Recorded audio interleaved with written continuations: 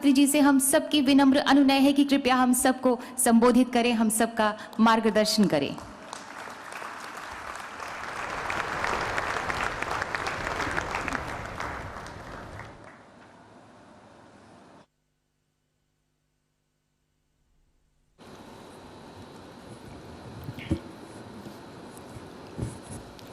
नमस्कार। केंद्रीय मंत्रिमंडल के मेरे सहयोगी श्री नितिन गडकरी जी, पीयूष गोयल जी,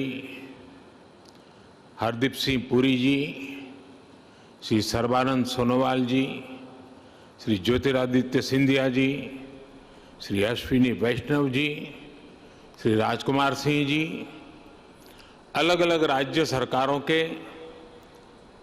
आदरणीय मुख्यमंत्रीगण, लेफ्टिनेंट गवर्नर्स, राज्य मंत्रिमंडल के सदस्य, उद्योग जगत के साथी, अन्य महानुभाव और मेरे प्यारे भाई और बहनों, आज दुर्गाष्टमी है। पूरे देश में आज शक्ति स्वरूपा का पूजन हो रहा है, कन्या पूजन हो रहा है और शक्ति की उपासना के इस पुण्य अवसर पर देश की प्रगति की गति को भी शक्ति देने का शुभ कार्य हो रहा है।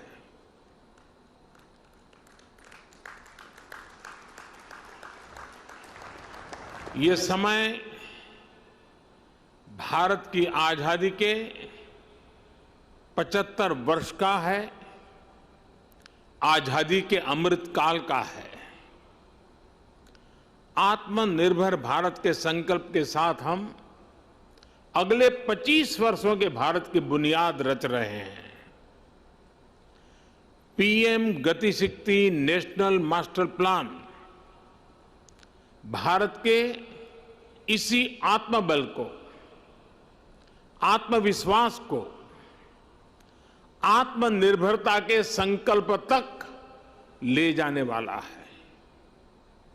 ये नेशनल मास्टर प्लान 21वीं सदी के भारत को गति शक्ति देगा। नेक्स्ट जनरेशन इंफ्रास्ट्रक्चर और मल्टी मॉडल कनेक्टिविटी को इस नेशनल प्लान से गति शक्ति मिलेगी।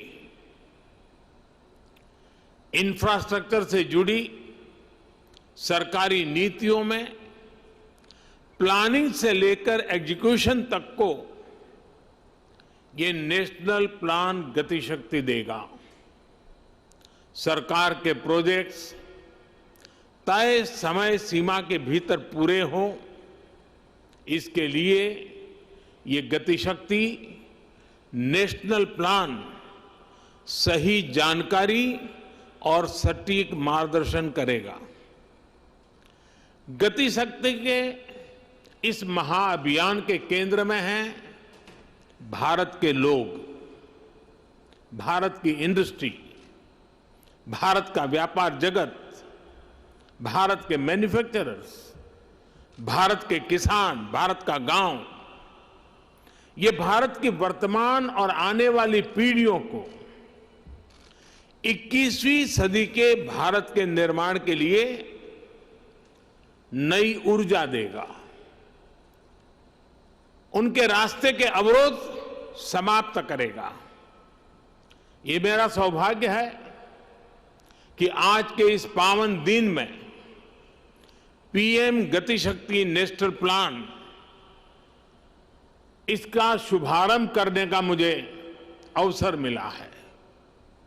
साथियों, आज ही यहां प्रगति मैदान में बन रहे इंटरनेशनल एग्जीबिशन कम कन्वेंशन सेंटर के 4 प्रदर्शनी हॉल का लोकार्पण भी हुआ है। दिल्ली में आधुनिक इंफ्रा से जुड़ा ये भी एक अहम कदम है। ये एग्जीबिशन सेंटर्स हमारे एमएसएमईज, हमारे हैंडीक्राफ्ट, हमारे कुटीर उद्योग को अपने प्रोडक्ट्स दुनिया भर के बाजारों के लिए शोकेस करने, ग्लोबल मार्केट तक अपनी पहुंच बढ़ाने में बहुत बड़ी मदद करेंगे। मैं दिल्ली के लोगों को, देश के लोगों को बहुत बधाई देता हूं, शुभकामनाएं देता हूं। साथियों, हमारे यहां दशकों तक सरकारी व्यवस्थाओं ने जिस तरह काम किया है, उस वजह से सरकारी शब्द आते ही लोगों के मन में आता था खराब क्वालिटी, काम में बरसों की देरी, बेवजह रुकावटें, जनता के पैसे का अपमान। मैं अपमान इसलिए कह रहा हूं क्योंकि जो टैक्स के रूप में देश की जनता सरकार को देती है, उस पैसे का इस्तेमाल करते समय सरकारों में ये भावना ही नहीं होती थी कि एक भी पैसा बर्बाद नहीं होना चाहिए। हर एक को लगता है अरे यार ऐसे ही चल रहा है, चलने दो, चलता है, क्या है। देशवासी भी अभ्यस्त हो गए थे कि देश ऐसे ही चलेगा। वो परेशान होते थे, दूसरे देशों की प्रगति देख उदास होते थे और इस भावना से भर गए थे कि कुछ बदल नहीं सकता। जैसा अभी हम वीडियो में भी देख रहे थे, हर जगह नजर आता था work in progress, work in progress. लेकिन वो काम कभी पूरा होगा भी या नहीं, समय पर पूरा होगा या नहीं, ये लेकर कोई विश्वास जनता के मन में नहीं था। वर्क इन प्रोग्रेस का बोर्ड एक तरह से अविश्वास का प्रतीक बन गया था। ऐसी स्थिति में देश प्रगति कैसे करता?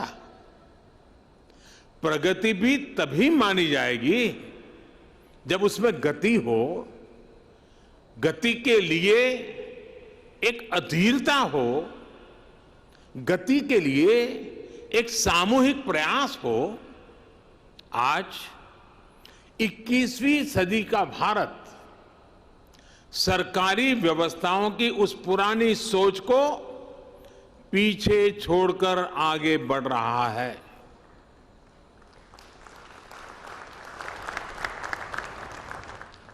आज का मंत्र है will for progress, work for progress, wealth for progress, plan for progress, preference for progress. हमने न सिर्फ परियोजनाओं को तय समय सीमा में पूरा करने का वर्क कल्चर विकसित किया, बल्कि आज समय से पहले प्रोजेक्ट पूरे करने का प्रयास हो रहा है। अगर आज भारत आधुनिक इंफ्रास्ट्रक्चर के निर्माण के लिए ज्यादा से ज्यादा इन्वेस्टमेंट करने के लिए प्रतिबद्ध है, तो वही आज का भारत हर वो कदम भी उठा रहा है जिससे प्रोजेक्ट्स में देरी ना हो, रुकावटें ना आए, कम समय पर पूरा हो। साथियों, देश का सामान्य मानवी एक छोटा सा भी घर बनाता है तो उसके लिए बाकायदा प्लानिंग करता है। कोई बड़ी यूनिवर्सिटी बनती है, कोई कॉलेज बनाता है, तो भी पूरी प्लानिंग के साथ बनाया जाता है। समय समय पर उसके विस्तार की गुंजाइश को भी पहले से ही सोच लिया जाता है। और ये इसमें हर किसी का अनुभव है, हर एक का ये अनुभव से आप गुजरे हैं। लेकिन दुर्भाग्य से हम भारत में इंफ्रास्ट्रक्चर से जुड़े प्रोजेक्ट्स में कॉम्प्रिहेंसिव प्लानिंग से जुड़ी अनेक कमियां रोजमर्रा अनुभव करते हैं। थोड़ा बहुत जहां हुआ भी है तो हमने देखा है कि रेलवे अपनी प्लानिंग कर रही है, रोड ट्रांसपोर्ट डिपार्टमेंट अपनी प्लानिंग कर रहा है, टेलीकॉम डिपार्टमेंट की अपनी प्लानिंग होती है, गैस नेटवर्क का काम अलग प्लानिंग से हो रहा है। ऐसे ही तमाम डिपार्टमेंट अलग अलग प्लान करते हैं। हम सभी ने ये भी देखा है कि पहले कहीं सड़क बनती है, सड़क बिल्कुल तैयार हो जाती है, और फिर कोई पानी वाला डिपार्टमेंट आएगा, वो पानी की पाइप के लिए उसकी खुदाई कर देता है, फिर पानी वाले पहुंच जाते हैं। इसी तरह काम होता रहता है। ये भी होता है कि रोड बनाने वाले डिवाइडर बना देते हैं और फिर ट्रैफिक पुलिस कहती है कि इससे तो जाम लगा रहेगा, डिवाइडर हटाओ। कहीं चौराहे पर सर्किल बना दिया जाता है तो ट्रैफिक सुचारू रूप से चलने में बजाय वहां अव्यवस्था होने लगती है। और हमने देश भर में ऐसा होते हुए देखा है। इन परिस्थितियों के बीच जब सारे प्रोजेक्ट्स को सिंक्रोनाइज करने की जरूरत पड़ती है तो इसके लिए बहुत ज्यादा एफर्ट्स करना पड़ता है। बिगड़ी हुई बात को ठीक करने में बहुत मेहनत लगती है। साथियों, ये जितनी भी दिक्कतें हैं उसका मूल कारण ये है कि मैक्रो प्लानिंग और माइक्रो इंप्लीमेंटेशन जमीन आसमान का अंतर होता है। अलग अलग विभागों को पता ही नहीं होता कि कौन सा विभाग कौन सा प्रोजेक्ट कहां शुरू करने की तैयारी कर रहा है। राज्यों के पास भी इस तरह की जानकारी एडवांस में नहीं होती।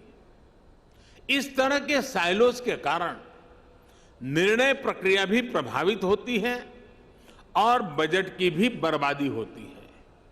सबसे बड़ा नुकसान ये होता है कि शक्ति जुड़ने के बजाय, शक्ति मल्टीप्लाई होने के बजाय शक्ति विभाजित हो जाती है। जो हमारे प्राइवेट प्लेयर्स हैं उन्हें भी ये ठीक ठीक पता नहीं होता कि भविष्य में यहां से सड़क गुजरने वाली है या यहां से कैनाल बनने वाली है या यहां कोई पावर स्टेशन लगने वाला है। इस वजह से वो भी किसी क्षेत्र को लेकर, किसी सेक्टर को लेकर बेहतर प्लान नहीं कर पाते हैं। इन सारी दिक्कतों का हल पीएम गति शक्ति नेशनल प्लान इससे ही निकलेगा। जब हम मास्टर प्लान को आधार बनाकर चलेंगे तो हमारे रिसोर्सेज का भी ऑप्टिमम यूटिलाइजेशन होगा। साथियों, हमारे देश में इंफ्रास्ट्रक्चर का विषय ज्यादातर राजनीतिक दलों की प्राथमिकता से दूर रहा है। यह उनके घोषणा पत्र में भी नजर नहीं आता है। अब तो यह स्थिति आ गई है कि कुछ राजनीतिक दल देश के लिए जरूरी इंफ्रास्ट्रक्चर के निर्माण पर आलोचना करने में गर्व करते हैं, जबकि दुनिया में ये स्वीकृत बात है कि सस्टेनेबल डेवलपमेंट के लिए क्वालिटी इंफ्रास्ट्रक्चर का निर्माण एक ऐसा रास्ता है जो अनेक आर्थिक गतिविधियों को जन्म देता है, बहुत बड़े पैमाने पर रोजगार का निर्माण करता है। जैसे स्किल्ड मैन पावर के बिना हम किसी क्षेत्र में आवश्यक परिणाम नहीं प्राप्त कर सकते, वैसे ही बेहतर आधुनिक इंफ्रास्ट्रक्चर के बिना हम चौतरफा विकास नहीं कर सकते। साथियों, राजनीतिक इच्छा शक्ति की कमी के साथ ही देश के इंफ्रास्ट्रक्चर डेवलपमेंट को सबसे ज्यादा नुकसान पहुंचाया सरकारी विभागों के बीच आपसी तालमेल की कमी ने, आपसी खींचतान ने, राज्यों में भी हमने राज्य सरकारों और स्थानीय निकायों के बीच इस विषय पर तनाव होते देखा है। इस वजह से जो प्रोजेक्ट देश की इकोनॉमिक ग्रोथ को बढ़ाने में मददगार होने चाहिए थे, वही प्रोजेक्ट देश के विकास के सामने एक दीवार बन जाते हैं। समय के साथ बरसों से लटके हुए प्रोजेक्ट अपनी प्रासंगिकता, अपनी जरूरत भी खो देते हैं। मैं जब 2014 में यहां दिल्ली एक नई जिम्मेवारी के साथ आया, तो भी ऐसे सैकड़ों प्रोजेक्ट थे जो दशकों से लटके हुए थे। लाखों करोड़ रुपए के ऐसे सैकड़ों प्रोजेक्ट्स की मैंने खुद समीक्षा की। सरकार के सारे विभागों, सारे मंत्रालयों को एक प्लेटफॉर्म पर लाकर खड़ा कर दिया, सारी रुकावटों को दूर करने का प्रयास किया। मुझे संतोष है कि अब सबका ध्यान इस ओर गया है कि आपसी तालमेल की कमी की वजह से परियोजनाओं में देरी ना हो। अब होल ऑफ गवर्नमेंट अप्रोच के साथ सरकार की सामूहिक शक्ति योजनाओं को पूरा करने में लग रही है। इसी वजह से अब दशकों से अधूरी बहुत सारी परियोजनाएं पूरी हो रही हैं। साथियों, पीएम गति शक्ति अब ये सुनिश्चित करेगी कि 21वीं सदी का भारत इंफ्रास्ट्रक्चर प्रोजेक्ट में कोऑर्डिनेशन में कमी की वजह से ना पैसे का नुकसान उठाए और ना ही समय गंवाए। पीएम गति शक्ति नेशनल मास्टर प्लान के तहत रोड से लेकर रेलवे तक, एविएशन से लेकर के एग्रीकल्चर तक विभिन्न मंत्रालयों को, विभागों को इससे जोड़ा जा रहा है। हर बड़े प्रोजेक्ट को, हर डिपार्टमेंट को सही जानकारी, सटीक जानकारी समय पर मिले, इसके लिए टेक्नोलॉजी प्लेटफॉर्म भी तैयार किया गया है। आज यहां कई राज्य के मुख्यमंत्री और राज्यों के अन्य प्रतिनिधि भी जुड़े हैं। मेरा सभी से आग्रह है कि जल्द से जल्द आपके राज्य भी पीएम गति शक्ति नेशनल मास्टर प्लान से जुड़कर अपने राज्य की योजनाओं को गति दें। इससे राज्य के लोगों का भी बहुत लाभ होगा। साथियों, पीएम गति शक्ति मास्टर प्लान सरकारी प्रोसेस और उससे जुड़े अलग अलग स्टेक होल्डर्स को तो एक साथ लाता ही है। ये ट्रांसपोर्टेशन के अलग अलग मोड्स को आपस में जोड़ने में भी मदद करता है। ये होलिस्टिक गवर्नेंस का विस्तार है। अब जैसे गरीबों के घर से जुड़ी योजना में सिर्फ 4 दीवारी नहीं बनाई जाती, बल्कि उसमें टॉयलेट, बिजली, पानी, गैस कनेक्शन भी साथ ही आता है। ठीक वैसा ही विजन इसमें इंफ्रास्ट्रक्चर के लिए भी है।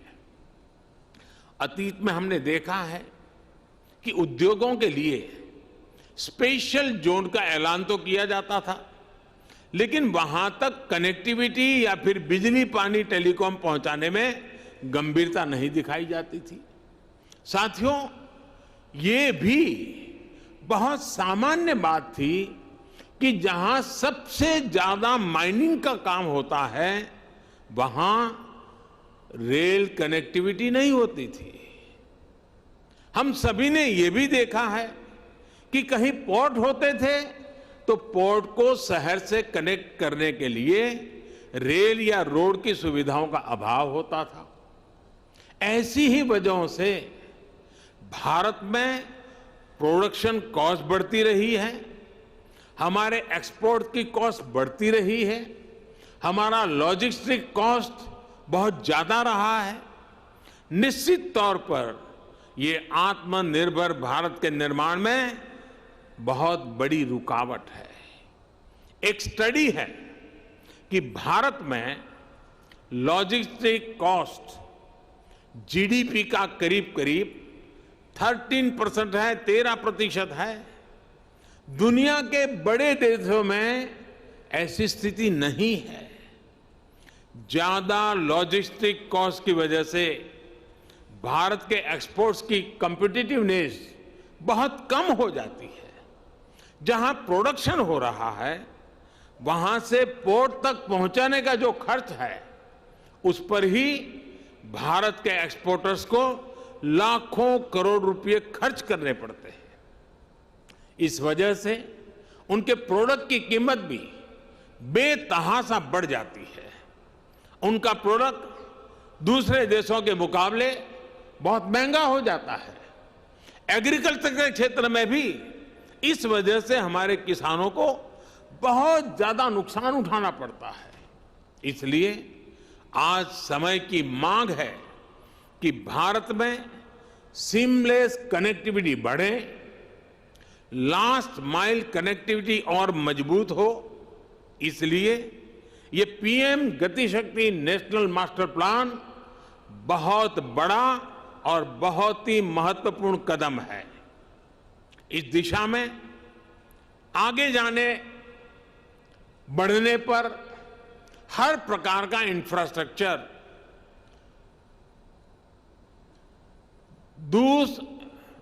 दूसरे इंफ्रास्ट्रक्चर को सपोर्ट करेगा, उसका पूरक बनेगा। और मैं समझता हूं हर कारण, हर स्टेक होल्डर को भी और ज्यादा उत्साह से इससे जुड़ने की प्रेरणा मिलेगी। साथियों, पीएम गति शक्ति नेशनल मास्टर प्लान देश की पॉलिसी मेकिंग से जुड़े सभी स्टेक होल्डर्स को, इन्वेस्टर्स को एक एनालिटिकल और डिसीजन मेकिंग टूल भी देगा। इससे सरकारों को प्रभावी प्लानिंग और पॉलिसी बनाने में मदद मिलेगी।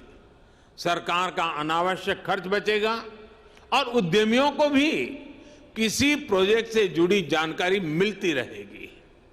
इससे राज्य सरकारों को भी अपनी प्राथमिकताएं तय करने में मदद मिलेगी। जब ऐसा डेटाबेस मैकेनिज्म देश में होगा तो हर राज्य सरकार निवेशकों के लिए टाइम बाउंड कमिटमेंट दे पाएगी। इससे इन्वेस्टमेंट डेस्टिनेशन के रूप में भारत की बढ़ती साख को नई बुलंदी मिलेगी, नया आयाम मिलेगा। इससे देशवासियों को कम कीमत में बेहतरीन क्वालिटी मिलेगी, युवाओं को रोजगार के लिए नए अवसर मिलेंगे।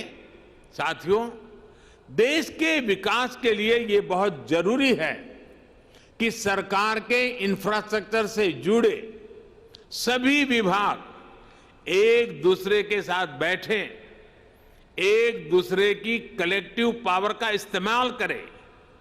बीते वर्षों में इसी अप्रोच ने भारत को अभूतपूर्व गति भी दी है।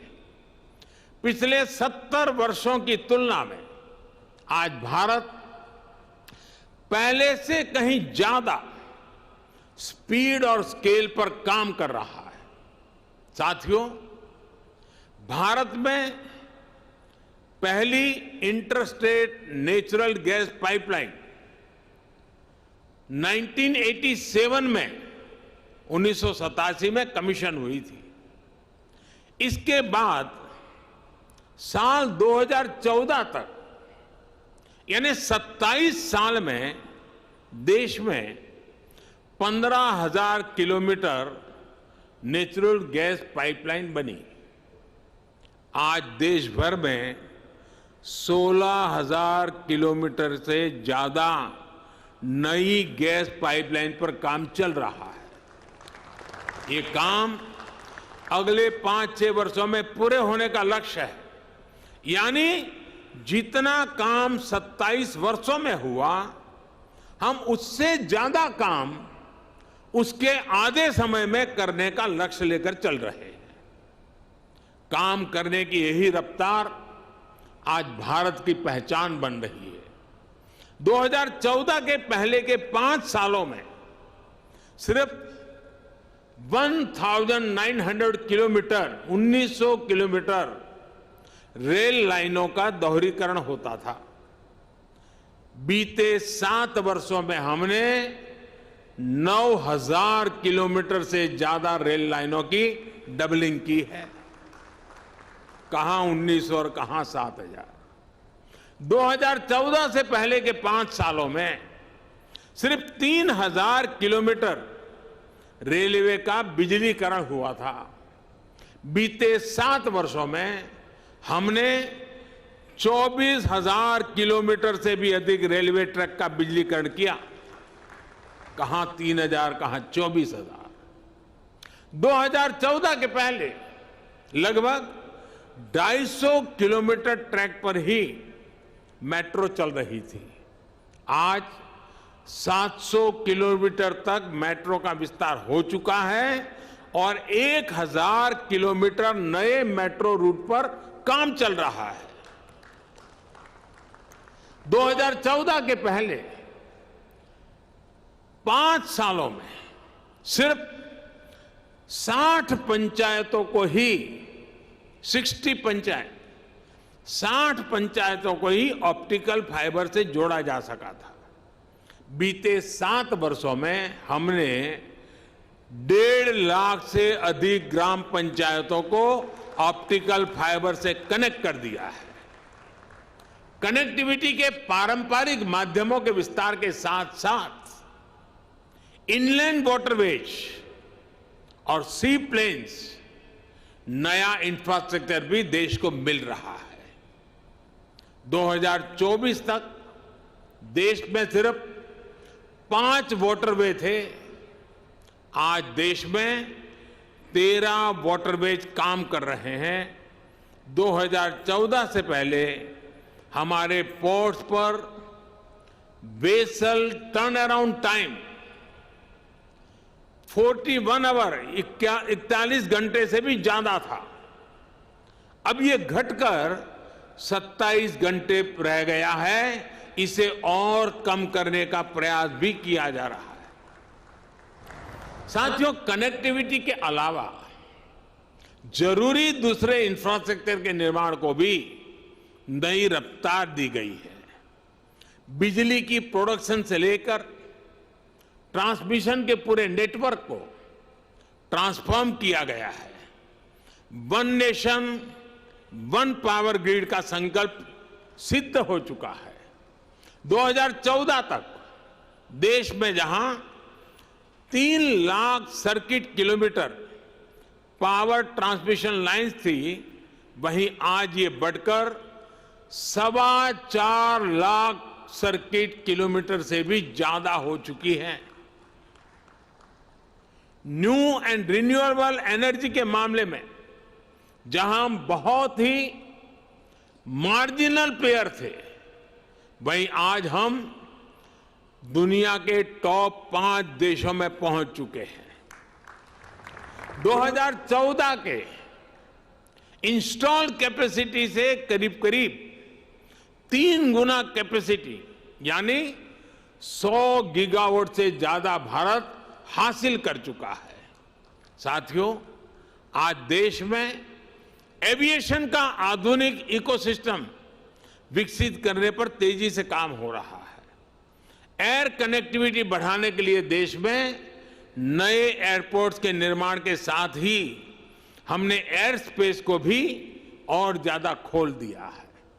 बीते 1-2 वर्षों में ही 100 से ज्यादा एयर रूट्स की समीक्षा करने उनकी दूरी घटाई गई है। जिन क्षेत्रों के ऊपर से पैसेंजर फ्लाइट्स के उड़ने पर पाबंदी थी, उसे भी हटाया गया है।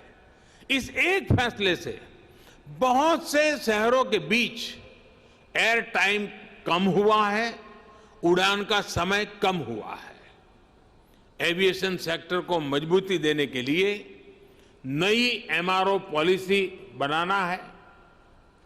जिस जीएसटी काम पूरा करना हो, पायलट्स की ट्रेनिंग की बात हो, इन सभी पर काम किया गया है। साथियों, ऐसे ही प्रयासों से देश को विश्वास हुआ है कि हम तेज गति से काम कर सकते हैं, बड़े लक्ष्य, बड़े सपने भी पूरे हो सकते हैं। अब देश की अपेक्षा और आकांक्षा दोनों बढ़ गई है। इसलिए आने वाले 3-4 वर्षों के लिए हमारे संकल्प भी बहुत बड़े हो गए हैं। अब देश का लक्ष्य है लॉजिस्टिक्स कॉस्ट को कम से कम करना, रेलवे की कार्गो क्षमता बढ़ाना, पोर्ट कार्गो कैपेसिटी बढ़ाना, टर्न अराउंड टाइम को कम करना। आने वाले 4-5 साल में देश में कुल मिलाकर 200 से ज्यादा एयरपोर्ट, हेलीपैड और वाटर एरोड्रम बनकर तैयार होने जा रहे हैं। अभी जो 19,000 किलोमीटर के करीब का हमारा गैस पाइपलाइन नेटवर्क है, उसे भी बढ़ाकर लगभग 2 गुना किया जाएगा। साथियों, देश के किसानों और मछुआरों की आय बढ़ाने के लिए प्रोसेसिंग से जुड़े इंफ्रास्ट्रक्चर को भी तेजी से विस्तार दिया जा रहा है। 2014 में देश में सिर्फ 2 मेगा फूड पार्क थे। आज देश में 19 मेगा फूड पार्क काम कर रहे हैं। अब इनकी संख्या 40 से अधिक तक पहुंचने का लक्ष्य है। बीते 7 सालों में फिशिंग क्लस्टर्स, फिशिंग हार्बर और लैंडिंग सेंटर्स की संख्या 40 से बढ़कर 100 से अधिक तक पहुंच चुकी है। इसमें 2 गुना से ज्यादा की वृद्धि करने का लक्ष्य लेकर हम चल रहे हैं। साथियों, डिफेंस सेक्टर में भी पहली बार व्यापक प्रयास हो रहा है। अभी तमिलनाडु और यूपी में 2 डिफेंस कॉरिडोर पर काम चल रहा है। इलेक्ट्रॉनिक्स और आईटी मैन्युफैक्चरिंग में आज हम तेजी से अग्रणी देशों में शामिल हो रहे हैं। एक समय हमारे यहां 5 मैन्युफैक्चरिंग क्लस्टर थे। आज 15 मैन्युफैक्चरिंग क्लस्टर हम तैयार कर चुके हैं और इसे भी 2 गुना तक वृद्धि का टारगेट है। बीते सालों में 4 इंडस्ट्रियल कॉरिडोर शुरू हो चुके हैं और अब ऐसे कॉरिडोर्स की संख्या को 1 दर्जन तक बढ़ाया जा रहा है। साथियों, आज सरकार जिस अप्रोच के साथ काम कर रही है, उसका एक उदाहरण प्लग एंड प्ले इंफ्रास्ट्रक्चर का निर्माण भी है। अब देश की इंडस्ट्री को ऐसी सुविधाएं देने का प्रयास है जो प्लग एंड प्ले इंफ्रास्ट्रक्चर से युक्त हो, यानी देश और दुनिया के निवेशकों को सिर्फ अपना सिस्टम लगाना है और काम शुरू करना है। जैसे ग्रेटर नोएडा के दादरी में ऐसी ही इंटीग्रेटेड इंडस्ट्रियल टाउनशिप तैयार हो रही है। इसको पूर्वी और पश्चिमी भारत के पोर्ट्स से डेडिकेटेड फ्रेट कॉरिडोर से जोड़ा जा रहा है। इसके लिए यहां मल्टी मॉडल लॉजिस्टिक्स हब बनाया जाएगा। इसी के बगल में मल्टी मॉडल ट्रांसपोर्ट हब बनेगा, जिसमें state of the art railway terminus होगा, जिसको इंटर और इंटर स्टेट बस टर्मिनस मिलेगा, मास रैपिड ट्रांजिट सिस्टम और दूसरी सुविधाओं से सपोर्ट किया जाएगा। देश के अलग अलग हिस्सों में ऐसी ही सुविधाओं के निर्माण से भारत दुनिया की बिजनेस कैपिटल बनने का सपना साकार कर सकता है। साथियों, ये जितने भी लक्ष्य मैंने गिनाए हैं, ये लक्ष्य सामान्य नहीं है और इसलिए इनको हासिल करने के लिए प्रयास भी अभूतपूर्व होंगे और इसके तरीके भी अभूतपूर्व होंगे और इन्हें सबसे ज्यादा ताकत पीएम गति शक्ति नेशनल मास्टर प्लान से ही मिलेगी।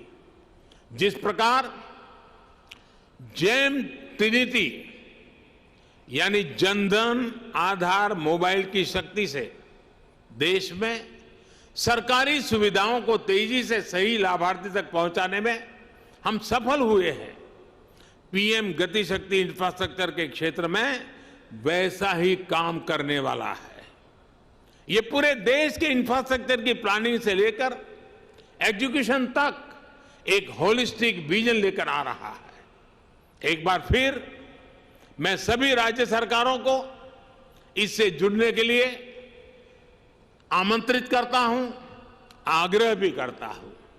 ये समय जुट जाने का है। आजादी के इस 75वें वर्ष में देश के लिए कुछ कर दिखाने का है।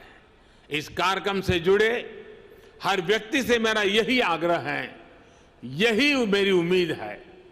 आप सभी को इस महत्वपूर्ण कार्यक्रम में पधारने के लिए मैं आपका धन्यवाद देता हूं और मुझे विश्वास है कि प्रधानमंत्री गति शक्ति मास्टर प्लान प्राइवेट पार्टी भी उसको बहुत बारीकी से देखेगी। वे भी इससे जुड़ करके अपनी भावी रणनीति तय कर सकती हैं, विकास के नए आयाम को छू सकती हैं। मेरी आप सबको बहुत बहुत शुभकामनाएं हैं। देशवासियों को आज नवरात्रि के पावन पर्व पर शक्ति के इस उपासना के समय शक्ति की भगीरथ कार्य के लिए अनेक अनेक शुभकामनाएं देते हुए मेरी वाणी को विराम देता हूं। बहुत बहुत धन्यवाद, शुभकामनाएं।